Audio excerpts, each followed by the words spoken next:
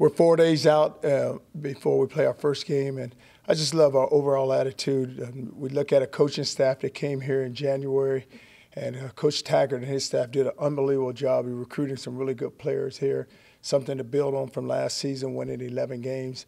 And now we get a chance to watch our guys grow and develop through winter conditioning, and then get the spring practice, and then go through the summer conditioning and preseason camp. So this is phase 5 for us, which is the competition. And this is where it all begins, and this is where it all counts. And you look at a team with high expectations. But I said to them, it's more about us being no complacency. Can we allow complacency to sit in? You know, we have to go about our business each and every day. It's going to take hard work on everyone's part. It's going to take relentless effort on everyone's part. But for us to be in the position we're in right now is because of what the players have put into this program and what they've done. And it's just been fun to watch just each and every day how we would about our work and how we would about our job. And everyone has a job to do, and it's so important that each guy focus on that job on the offensive side, the defensive side, and the kicking game. Charlie, you mentioned those high expectations, and a lot of people say, hey, the USF has a chance to go undefeated. You know, you guys are ranked higher than you've ever been ranked going into a season. The players hear that, obviously. So what you mentioned a little bit of your message, but how do you sort of control that excitement? Well, the players hear it, and you know how it is with anyone. They want to read about themselves, and I tell them all the time, it's why you got to get off of social media, because that's the driving force behind it. But what we have to do is make sure it just turns into a one-game season and just take it one game at a time. And, you know, it doesn't matter where they say, you know, at the beginning, it's not where you start, but it's where you finish. And our players, you know, with them having the success that they had last season and the expectations where they are right now, you know, I told them we got to welcome those expectations, but also we have to be smart about it also. Is that why you had such a physical camp, just to avoid the complacency? Because every player I talked to said this is the most physical camp I've ever been to. Well, that's all I've been used to, Joey. And the thing about it is, you know, what we try to do is just, you know, in the very beginning, you know, hit some and, you know, bang it. And then here the last few days we've tapered off, and just to get them back and get them ready to go play the game. But it's a physical game, and you want to be a physical team, because I told them I want us to be a physical, aggressive team on offense, a physical, aggressive team on defense, and even in the kicking game. So it's just the way we practice, but the players enjoy it. Charlie, what are some of the things you're going to be looking for, particularly on defense in your first game? What do you want to see? You know, it comes down to we're going to have to be able to tackle well. We have to be able to tackle. It's going to come back to gap control, just fitting in your gaps and doing your job. We can't allow the deep ball to get thrown up, or just give up the explosion plays. We cannot allow that to happen. And plus, whenever we get them in the red zone, we have to be able to win in the red zone. But turnovers is always critical, because you're looking to get turnovers on defense. So it's just so many things that, you know, when we talk about our plan to win, you want to go play great defense. And plan to win, go play great defense. In order to play great defense, you have to tackle, and you can't give up explosion plays and be able to create some turnovers.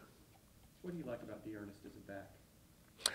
I just the thing about Dearness is you look at him, you never know just – with his speed, that he has the speed he has, that he's a physical runner the way he is, because the way he comes off to you, you know, he's this really quiet, mild guy who really doesn't say much, but he lets his work speak for himself.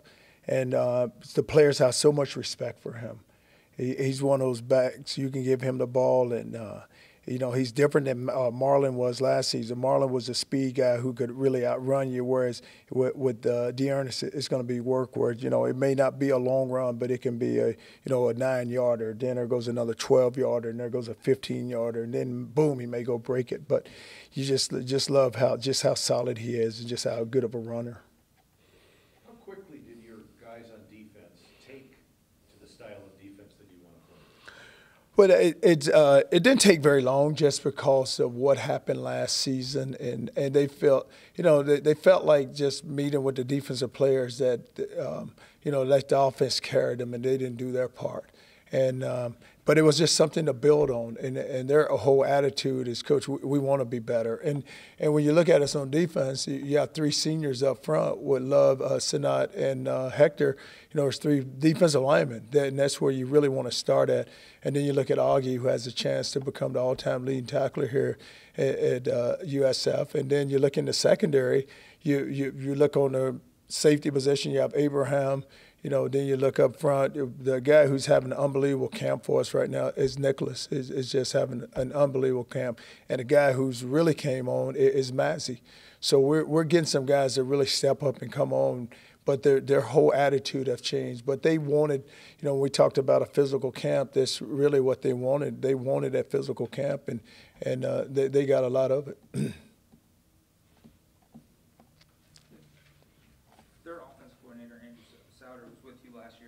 What do you expect from him? Well, First-time play call. It's just so hard because you're right. He was with us last year at Texas, and he actually, him and Sterling, them all had the same background, being at Bowling Green and everywhere. But the key thing for us on defense is not so much worry about what he's going to do, but we have to worry about ourselves, and let's get lined up and let's make sure we can get our feet in the ground and just get us in a call where let our guys just go play. Let them enjoy playing. Were you surprised that he made such a leap from quality control to offensive coordinator in such a short time? Well, I think a lot of it has to do with just the relationship he had with the head football coach. You had first-time play caller, defense coordinator, Brian, and Coach BJ, and Andrew. What do you expect from that chess match? Well, they got to call their games. It's things on defense that we're going to want to do. It's things on offense that they're going to want to do. But they have to be themselves, and they can't. Defense is about disruption. Offense is about creating rhythm. So we want to disrupt the rhythm. They want to create some rhythm. So we just have to play our game. Are you going to have any input in the calls defensively? No, we meet. I sat in the meetings with them, but I let those guys. I got enough experienced guys in that room that they can run it. I mean, every now and then say run this defense, but I won't just completely.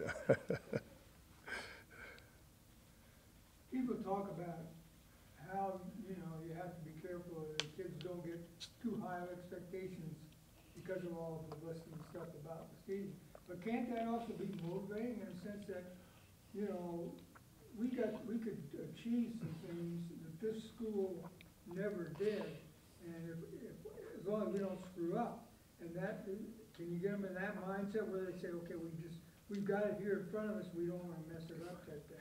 And that just comes about how the coaches approach it, because if the coaches approach it with the mindset that, hey, it's going to take all of us working together. And, it's great that we're in the position we're in, but still, at the end of the day, guys, nobody's just going to roll that ball out there and just let us just go up and down the field, because now we have a target on our back, and we're going to get the best. That's what you want. You expect that, and that's really what you want.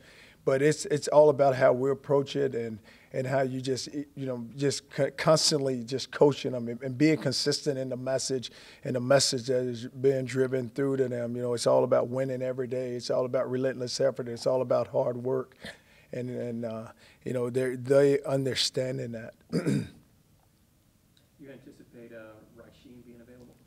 Rasheem Bronson? I don't know just where we are right now. He hasn't been in our plans, so usually by Tuesday or Wednesday, which is today or tomorrow, if he's not ready, then he won't be. But we still have some time up until game time.